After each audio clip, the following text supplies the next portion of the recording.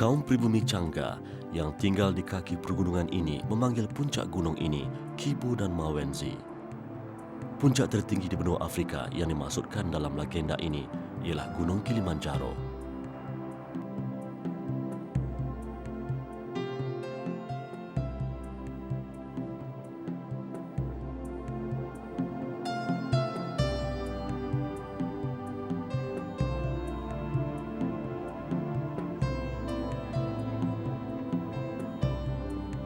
Jejak Rasul mengembara di Tanzania, negara yang kaya dengan keindahan semula jadinya, hidupan liarnya dan budaya ratusan etniknya.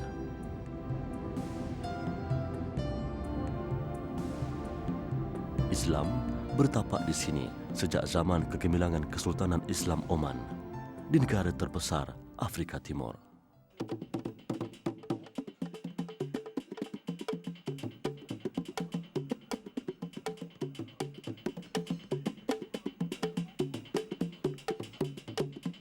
Meskipun berkurun lamanya Islam mekar di sini, tidak banyak maklumat yang diperolehi menceritakan tentang kehidupan masyarakatnya.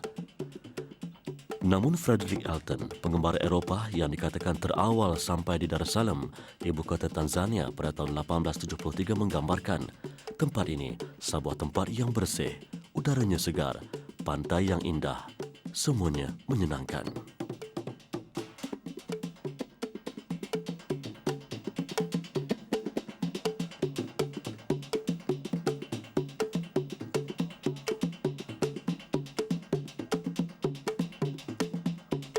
Barangkali kerana itulah, tempat ini dinamakan Dar es Salaam, perkataan Arab yang bermaksud negara yang aman sejahtera.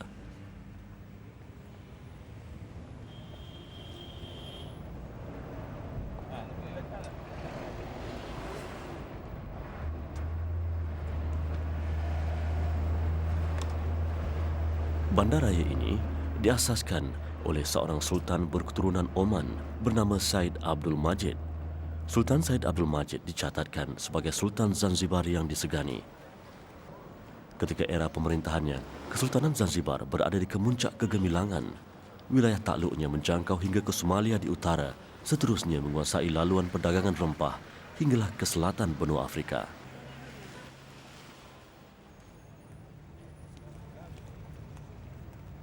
Dar es Salaam masih meneruskan peranannya sebagai nadi Tanzania yang dahulunya dikenali dengan Republic of Tanganyika. Sebagai ibu kota serta pusat pemerintahan negara, ia menjadi tumpuan warganya untuk mencari mata pencarian. Pemandangan bandaraya ini tidak banyak bezanya dengan ibu kota lain di benua Afrika.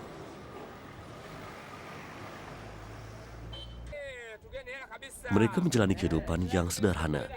Tanda-tanda kemewahan jarang sekali kelihatan. Bagi orang kebanyakan, aktiviti mereka berpusat di tepi pantai. Saban hari, berkilo-kilo ikan mendarat di sini, dibawa oleh berpuluh-puluh bot nelayan. Pasar ini dikenali oleh masyarakat tempatan sebagai Pasar Ikan Mzizima. Mzizima berasal dari bahasa Swahili, bahasa penduduk sebelah sini.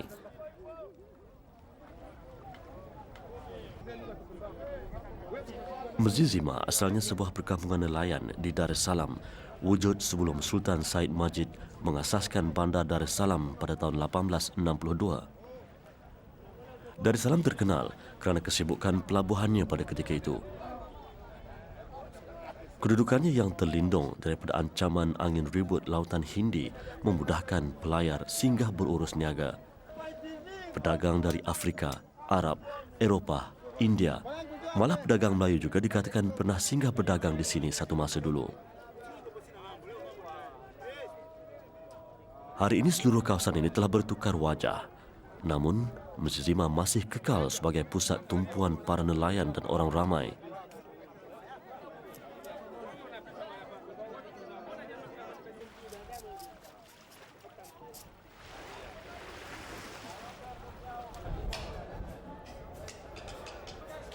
Sejak berkurun lamanya, pasar menjadi medan pertemuan pelbagai budaya dan adat resam masyarakat tempatan. Walaupun daripada satu bangsa, mereka ini mempunyai suku yang berbeza-beza. Malah, mereka terdiri daripada 120 suku kaum yang berlainan. Penduduk Tanzania majoritinya berbangsa Bantu. Suku Sukuma dan Nyamwezi antara yang terbesar, sebahagiannya berdarah Arab, Eropah dan Asia yang telah berhijrah ke sini sejak zaman penjajahan lagi. Syaban Syamte, pengarah sebuah sekolah agama swasta di pinggir Darussalam. Sekolahnya memberi tumpuan kepada anak-anak dari keluarga miskin. Sa'ban sendiri seorang guru agama dan turut digelar ustaz di kalangan anak murid dan kenalannya. Keperluan pendidikan begitu mendesak di Tanzania. Biarpun statistik 1980 menunjukkan kadar celik huruf negara ini menjangkau 80%, hakikatnya ramai lagi kanak-kanak yang masih tidak mendapat pendidikan formal sama ada dari sekolah-sekolah milik kerajaan maupun persendirian. Ustaz Syaban mendedahkan separuh daripada jumlah penduduk Muslim di sini masih buta huruf. Dan ini bermakna mereka tidak boleh membaca Al-Quran dan mendapat manfaat daripada buku-buku dan kitab-kitab agama. That is why you can find that whenever you go, maybe about 1 kilometers, you can find a mosque or a madrasa.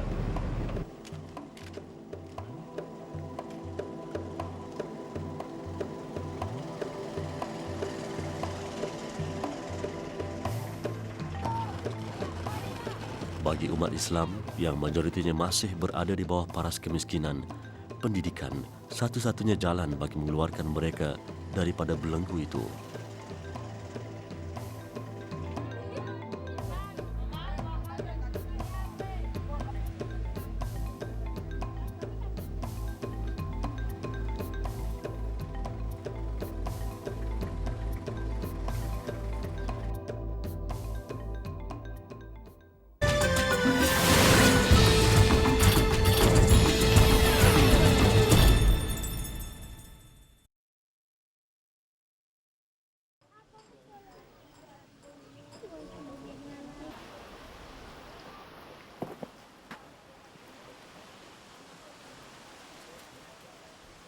Ustaz Syaban membawa kami ke madrasahnya, pusat pengajian Islam Al-Bushra, kira-kira 1 jam perjalanan dari Bandaraya Darussalam.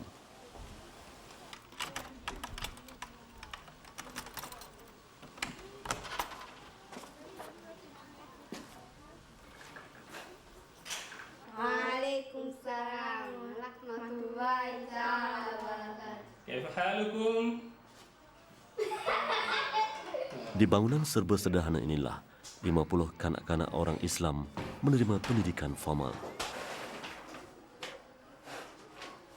Penubuhan sekolah sembamba ini adalah hasil sumbangan masyarakat Islam sendiri.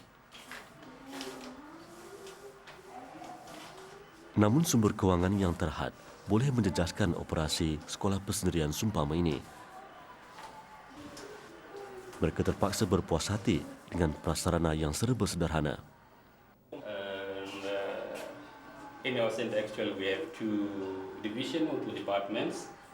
The Department of Strategies and the Methodology, and also we have the Department of Madrasa integrated with kindergarten.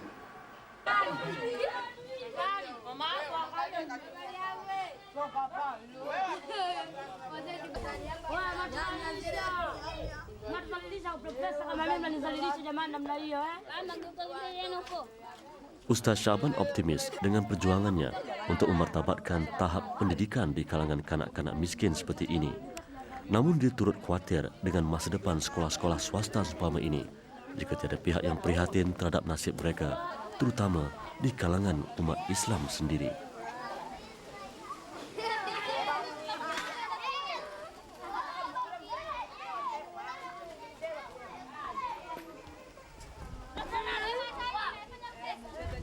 Bagianlah Kizinka, satu daripada beberapa komuniti Islam di Darussalam, dan kebanyakan komuniti seperti ini penduduknya berada di tahap kemiskinan.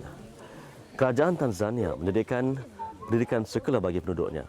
Namun pendidikan Islam di kalangan masyarakat seperti ini terpaksa dipikul sendiri oleh masyarakatnya menerusi sekolah-sekolah swasta yang mana operasinya ditanggung menerusi hasil sumbangan orang ramai. unasoma wapi? Catatan sejarah menunjukkan umat Islam Tanzania pernah menjadi satu bangsa yang disegani ketika era kegemilangan kerajaan Zanzibar. Mereka pernah menguasai sektor perdagangan dan menjadi tuan-tuan tanah yang kaya raya. Nyie wote Waislamu? Agenda umat Islam Tanzania memerlukan perubahan. Perjuangan untuk meninggikan taraf hidup dan pendidikan perlu diberikan perhatian. Asante sana. You know, about 50% of Muslim Tanzania either cannot read Quran well or cannot read at all.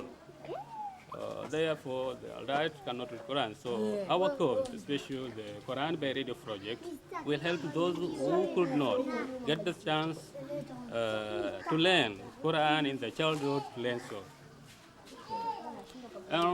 Also, what we do in our center, in our vision, is that to help the poor families in the area, to give the tuition for the children who could not get the chance in the government schools. Because as you know, the government school charge higher rate at the school fees and contributions. How much in the government school? It depends because it is up to 20,000 shillings. Just that is the contribution. It is up to 20,000 shillings for registration one child. So you'll find that most of the Muslims in the area are very poor, cannot afford to pay them. That is why you can find that even the children you can find around here don't go to school. Most of them don't go to school because they don't have the money to pay for the school fees. Sebahagian kanak-kanak ini menunjukkan pencapaian yang baik. Prestasi mereka sering menjadi perhatian rakan sebaya. Rasulullah SAW pernah bersabda, setiap anak-anak yang dilahirkan itu dalam keadaan fitrah, yakni dalam keadaan putih bersih, maka kedua ibu bapanya lah yang menjadikannya Yahudi, Majusi ataupun Nasrani.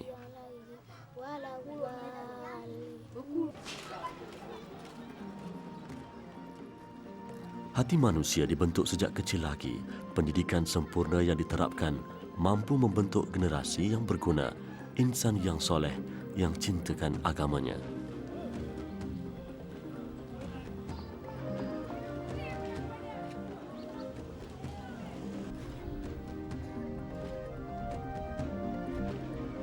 Islam, agama yang syumul, mengajar umatnya supaya menjadi umat contoh dalam apa jua keadaan.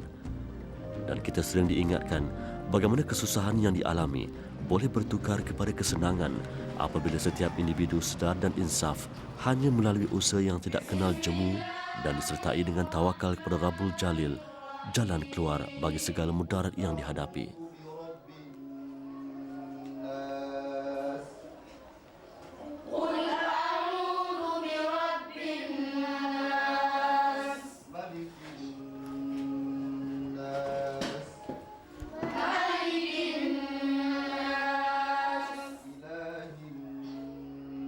Biarpun begitu, apa yang dinikmati anak-anak ini sudah cukup bermakna buat mereka. Semangat untuk mengisi dada dengan ilmu-ilmu Allah membuatkan kami berfikir sejenak betapa kemiskinan dan kemelaratan tidak wajar dijadikan alasan untuk meninggalkan perintah Allah.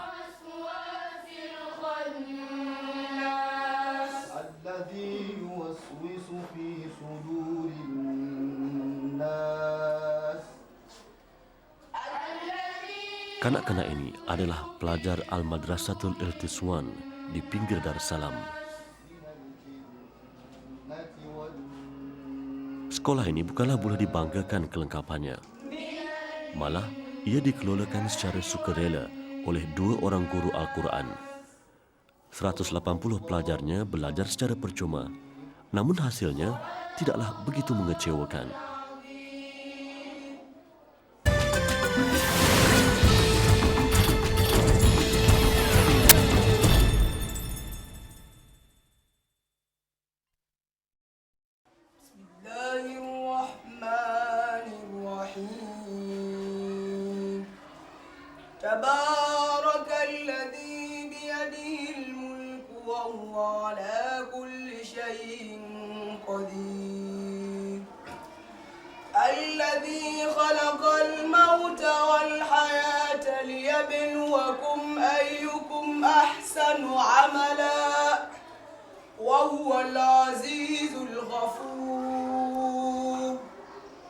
الذي خلق 7 سماوات طباقا ما ترى في خلق الرحمن من تفاوت فارجع البصر هل ترى من فتور ثم ارجع البصر كرتين ينقلب إليك البصر خاسئا وهو حسير. Maha berkat serta maha tinggi kelebihannya, Tuhan yang menguasai pemerintahan dunia dan akhirat, dan sememangnya Ia maha kuasa atas setiap sesuatu. Dialah yang telah mentakdirkan adanya mati dan hidup untuk menguji dan menzahirkan keadaan kamu. Siapakah di antara kamu yang lebih baik amalnya? Dan Ia maha kuasa membalas amal kamu, lagi maha pengampun bagi mereka yang bertaubat. Demikianlah maksud surah Al-Mulk yang dibaca oleh anak muda tadi.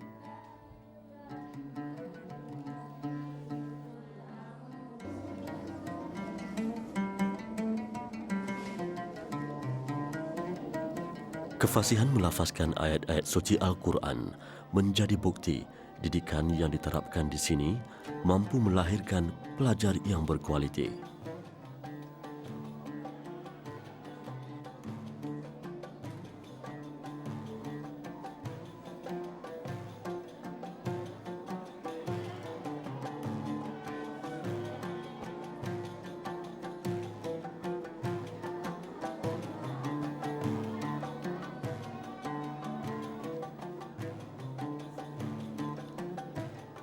Menurut seorang guru madrasah ini, Nordin Hassan, 3 pelajar lelakinya dan 2 perempuan pernah menjuarai ujian tilawatul Quran di peringkat kebangsaan.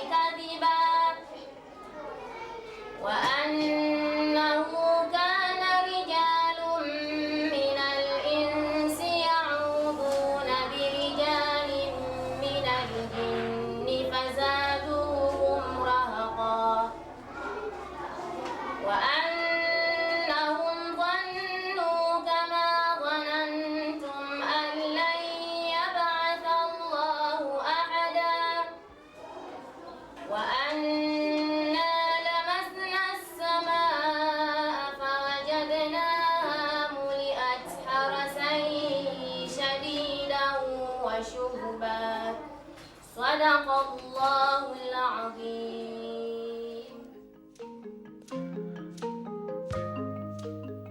Ilmu mampu memuliakan sesuatu bangsa. Tanpa ilmu, sesatlah manusia di bawah telunjuk nafsu dan syaitan. Bagi umat Islam di Tanzania, biarpun dihimpit dengan kepayahan, mereka terus berusaha memartabatkan akidah Islam di tempat yang selayaknya. Umat Islam Tanzania terus berpegang dengan tali Allah kerana keyakinan terhadap segala janji-janji Allah melebihi segalanya. Umat Islam harus perkasa imannya, bersemangat teguh serta mulia pribadinya. Tidak mustahil satu hari nanti Darussalam yang bermaksud negara yang aman sejahtera muncul sebagai kota raya yang subur dengan roh Islamnya dan umat Islam yang bersungguh-sungguh mendaulatkan syiarnya.